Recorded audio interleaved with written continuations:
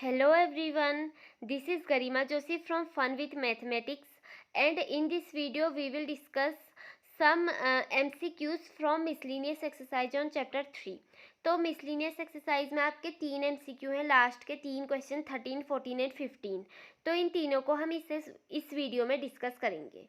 तो देखिए, if A equals to, हमको एक मैट्रिक्स दी है, is such that A square equals to I मैं आपको बता दूं कि आइडेंटिटी मैट्रिक्स होती है. आइडेंटिटी मैट्रिक्स मतलब एक ऐसी मैट्रिक्स जिसके डायगोनल एलिमेंट्स 1 हो और बाकी के एलिमेंट्स 0 हो. यहाँ पर मैंने 2/2 की इसलिए दी है क्योंकि ए भी हमको 2/2 का दिया है. तो अब आप देखिए, ए स्क्वायर आपका आई के इक्वल है. ए स्क्वायर मतलब क्या होता है कि अल्फ़ा, बीटा, गामा और माइनस अल्फ़ा, ये आपका ए है. ए स्क्वायर मतलब जब आप इसी को इसके साथ मल्टीप्लाई कर देंगे, है ना, ये आपका ए स्क्वायर हो गया, है ना, ये वाला आपका ए स्क्वायर है, ये आपका आई है. तो ये ए स्क्वायर आपका आई के इक्वल है, तो इट मीन्स कि ये दोनों आपस में इक्वल हैं, ये आपके आपस में इक्वल हैं. ओके, अब इसको सॉल्व कर लेते हैं. तो देखिए, जब हम इसको मल्टीप्लाई करेंगे तो पहली रो पहले कॉलम के साथ, तो ये आपका हो जाएगा A square plus beta, sorry alpha square, जो भी है, alpha square plus beta gamma. अब आप इसको इसके साथ करेंगे तो ये आपका हो जाएगा alpha beta minus alpha beta. Is it.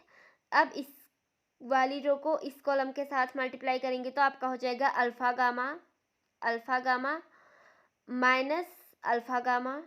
इसके बाद इस वाली रो को इस कॉलम के साथ मल्टीप्लाई करेंगे तो आपका आ जाएगा बीटा गामा माइनस माइनस आपका प्लस हो जाएगा और ये आपका आ जाएगा alpha square equals to 1 0 0 and 1. अब आप आगे देखिए, ये आपका alpha square plus beta gamma, ये वाला देखिए आपका 0 हो रहा है, ये आपका 0, ये भी आपका 0 आएगा, और ये आपका आ रहा है beta gamma plus alpha square equals to 1 0 0 and 1. तो अब आप देखिए, अब जब आप इसको कंपेयर करेंगे, क्योंकि ये दोनों मैट्रिक्स आपकी इक्वल हैं, तो इसका पहला एलिमेंट इसके इक्वल होना चाहिए. तो इट मीन्स आपका alpha square plus beta gamma equal आ जाएगा 1 के. इससे भी आप देख सकते हैं beta gamma plus alpha square, बात तो एक ही है ना, प्लस में है तो आगे पीछे लिखने में कोई फ़र्क नहीं पड़ता. तो अब आप देखिए, इसको थोड़ा सा सॉल्व कर लेते हैं. तो ये आपका आ जाएगा alpha square plus beta gamma minus 1 equals to 0. अब एक बार क्वेश्चन में देख लेते हैं इक्वेशन क्या दी है. अच्छा, ये आपके 4 ऑप्शन है, तो इससे तो अभी तक हमारी कोई भी मैच नहीं करी है. काम करते हैं, इसको थोड़ा सा और सॉल्व करते हैं. हमारा 1 माइनस में है, यहाँ सब जगह प्लस में है, तो एक काम करते हैं, इसमें से माइनस कॉमन ले लेते हैं. तो ये आपका हो जाएगा minus alpha square minus beta gamma plus 1 equals to 0. 1 को आगे से ले आते हैं तो 1 minus alpha square minus beta gamma equals to 0. मैं बस इसको एडजस्ट करने की कोशिश कर रही हूँ, बाकी आंसर तो यही आ गया था. अब MCQ के अकॉर्डिंग जो ऑप्शन दिए हैं उसके अकॉर्डिंग एडजस्ट करना है. पहले 1 पॉजिटिव था तो मैंने माइनस से मल्टीप्लाई किया, उसके बाद अब सारे ऑप्शंस में 1 आगे से दिख रहा है तो इसमें भी मैंने 1 को आगे से लिख दिया. तो 1 minus alpha square minus beta gamma, ऐसा कोई ऑप्शन दिख रहा है क्या? आपका ऑप्शन सी करेक्ट है. देखिए, ऑप्शन सी आपका क्या है, 1 minus alpha square minus beta gamma, यही हमें शो करना था, मतलब ये हमको फाइंड करना था. ऑप्शन दिए थे 4, तो इसमें से ऑप्शन सी आपका करेक्ट है and this is your final answer. Okay, I hope आपको समझ में आ गया होगा. तो अब इसके बाद नेक्स्ट क्वेश्चन देख लेते हैं.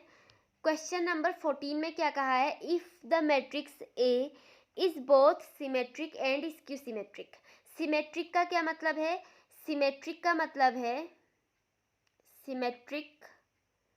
का मतलब आपका है कि जो आपका ए है सपोज मैट्रिक्स, तो वो आपके ए ट्रांसपोज के इक्वल होगी.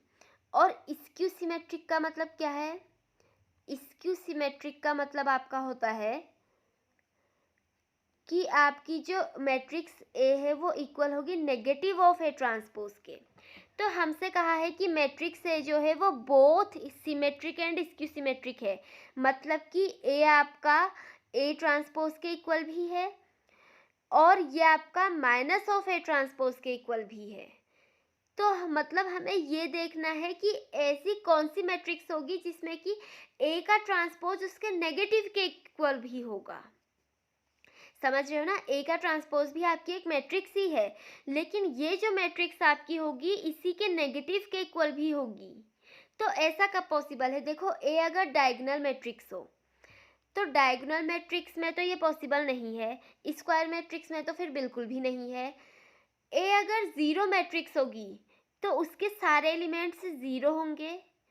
अब आप देखिए, आपका सपोज ए ट्रांसपोज ज़ीरो है और माइनस ऑफ ए ट्रांसपोज भी यही होगी। माइनस ज़ीरो क्या होता है? ज़ीरो माइनस लिखो प्लस लिखो, बात तो एक ही है, ज़ीरो। तो इट मीन्स कि आपका ऑप्शन बी एकदम करेक्ट है। ए आपकी ज़ीरो मैट्रिक्स है, तभी आपकी ये वाली कंडीशन पॉसिबल होगी कि ये आपकी सिमेट्रिक भी है एंड स्क्यू सिमेट्रिक भी है। तो आपको क्या याद रखना है कि जो आपकी ज़ीरो मैट्रिक्स होती है वो आपकी एक ऐसी मैट्रिक्स होती है जो कि सिमेट्रिक एंड स्क्यू सिमेट्रिक दोनों होती है। ठीक है, आई होप आपको समझ में आ गया होगा। अब इसके बाद नेक्स्ट क्वेश्चन देखते हैं, क्वेश्चन नंबर 15।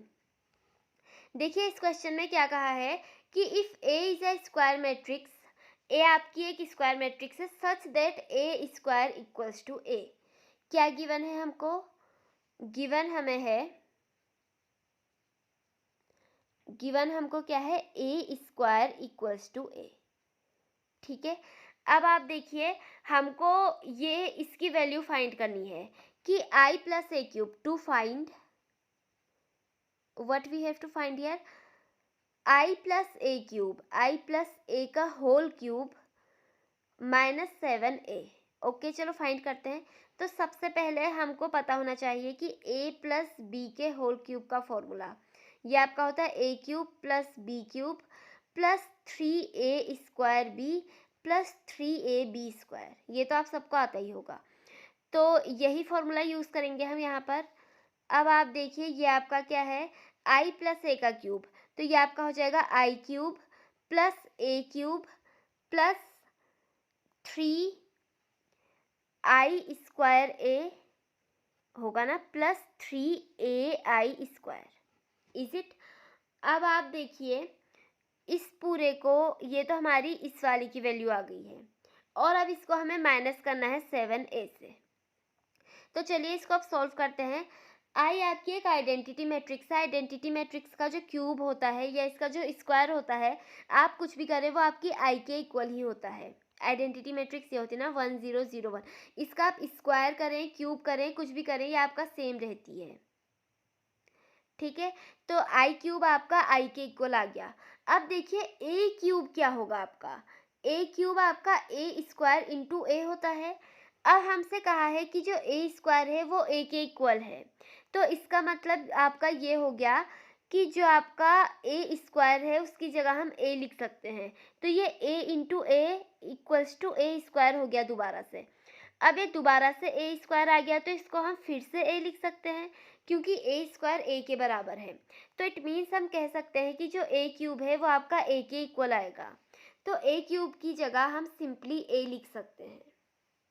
अब आप आगे देखिए, प्लस 3i स्क्वायर ए, 3i स्क्वायर आपकी आई के इक्वल होती है और ए आपका आ गया, और इसी तरह से प्लस 3ai स्क्वायर आपकी अगेन आई के इक्वल होती है, तो आई आया माइनस 7a। अब आप देखिए, इसके बाद ये आपका हो जाएगा आई प्लस ए प्लस, देखिए ए को अगर आप आइडेंटिटी मैट्रिक्स से मल्टीप्लाई करेंगे तो वो आपका ए के इक्वल ही आता है। ये प्रॉपर्टी मैं आपको सब बता चुकी हूँ पहले। ठीक है, ए इंटू आई इक्वल्स टू ए होता है हमेशा। तो ये प्लस 3, यहाँ पर भी ए इंटू आई है तो ये आपका ए के इक्वल आ जाएगा, और माइनस में आपका है 7a। तो अब आप देखिए, आई प्लस ये वाला पोर्शन कितना आया, देखिए इस पूरे को ऐड करेंगे आप तो आपका आ जाएगा, देखिए 3a प्लस 3a 6a, उसमें आप a को ऐड करेंगे तो आपका आ जाएगा 7a, तो प्लस 7a और माइनस 7a। तो ये जो प्लस 7a है माइनस 7a ये आपस में कैंसिल हो जाएंगे, तो या आपका फाइनल आंसर आ जाएगा I. So I is your final answer. Okay, तो इट मीन्स देखिए हमारा कौन सा ऑप्शन करेक्ट है? ऑप्शन नंबर सी, ये देखिए थर्ड ऑप्शन आपका करेक्ट है। सो आई होप आपको समझ में आ गया होगा। Thank you and have a nice day.